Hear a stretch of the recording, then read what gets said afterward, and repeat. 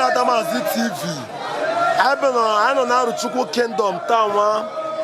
Sika I video Aro custom and tradition. Wo EKPO ejirimara ndị Aro. Anya sika ejo toge biko adanne ndata aha ge. Hambo Ngozi Ademola. Akakwa side ya ejirimara ge na Aro bo mami uzoma.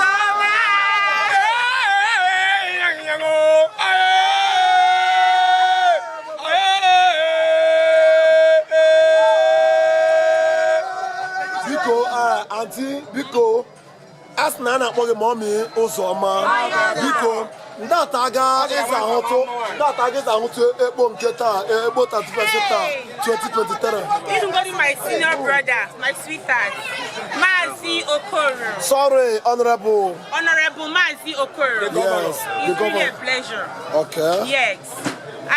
Obinkita, the awesome, all the very good.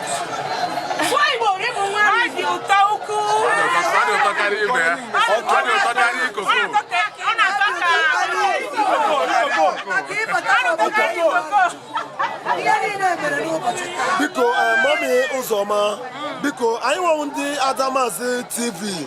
Sika joge, isna Obinkita ati oto. Ela kiraga zate di EKPO tawa 31st 2023. All right. So ndato okwu ndụmọdụ okwu obi ụtọ ịhụnanya iwe n'ebe Adamazi TV nọ. Okay, okwu ndụmọdụ mbụ unu dịsi ike biko n'ihu na-eme masịrị anyị ukwuu. Anụ mmee na-aga n'ihu ọkọchọ ndị Arochukwu ka ọ bụ obi dị anyị ụtọ ukwu onye nwanyị gọzie n'aha Jizọs. Obinkita ukwu kwa.